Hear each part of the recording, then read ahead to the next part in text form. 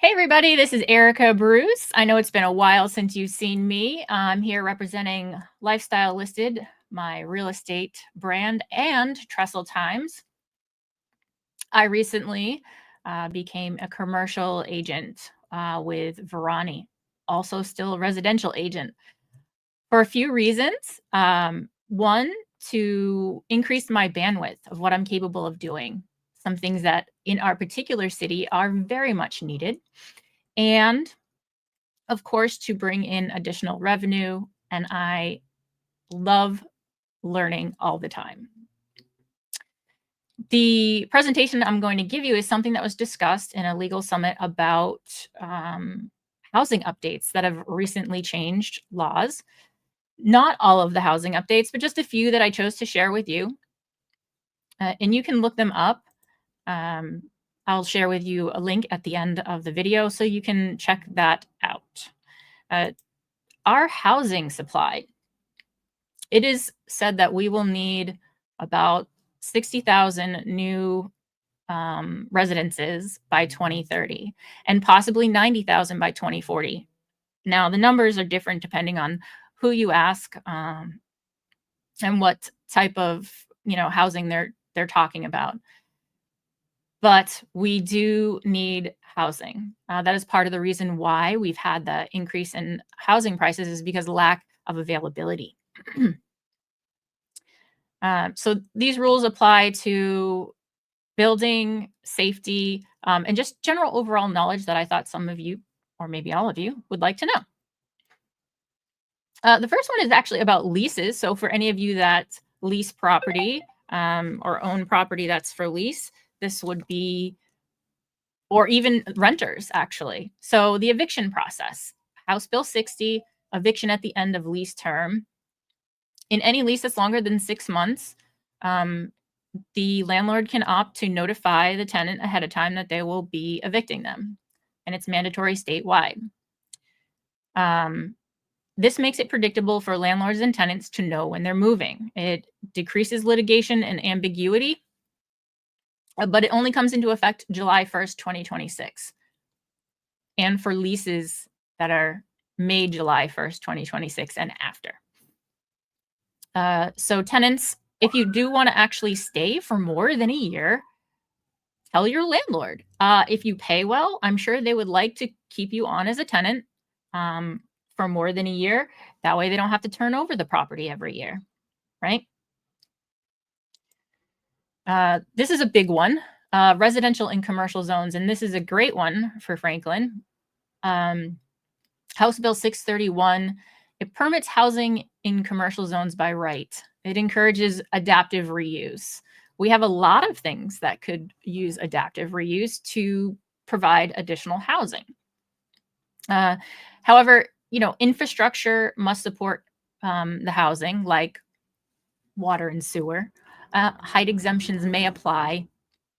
And I believe if the commercial zone is near industrial and there's lack of clean air or excessive noise, the town can also shoot it down. But it helps to create solutions to meet housing demand while enhancing urban areas.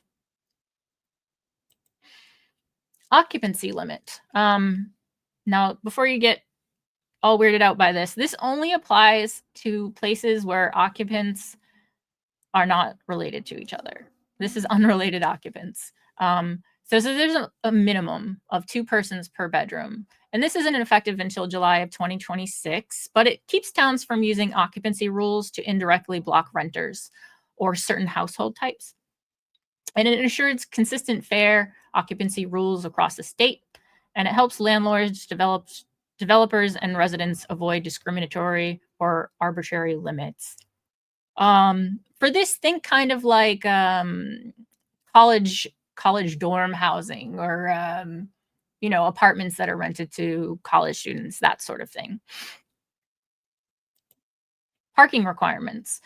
This too also is limiting municipalities' control. They can't require more than 1 parking space per residential unit. And that is already in effect. Third-party inspections, Senate Bill 188. Developers may use a licensed third-party inspector, and towns may accept valid third-party approvals. What this does is it streamlines the approval process for projects.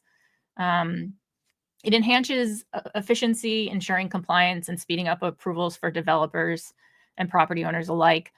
In some towns or cities that are smaller, where they may only have one inspector or one inspector that works part-time, this is going to help a lot with the turnaround time.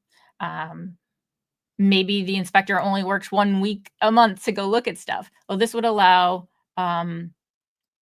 valid third-party approvals to move forward. Permit by notification, Senate Bill 110. This is relative to terrain permitting, meaning a lot of times when you build a complex, you have to move the dirt, right? So there's a permit by notification option for certain terrain alteration projects that disturb less than 150,000 square feet. For those of you that think more in acreage, that's about 3.4 acres. Also, you cannot be subject to shoreland rules. That makes sense. And there are larger parcel sections. I believe the fees are a little larger depending on the size of the parcel. Again, it just helps builders to move forward with notification, easing the approval process.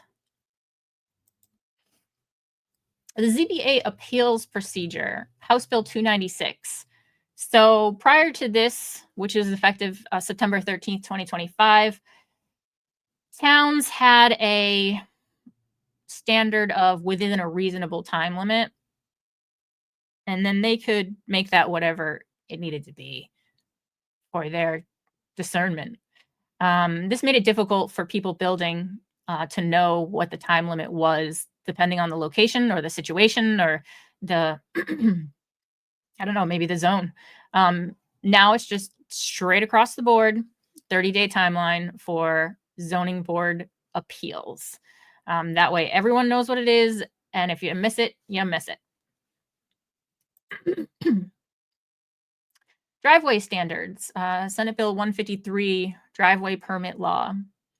This is an optional expedited driveway permitting process.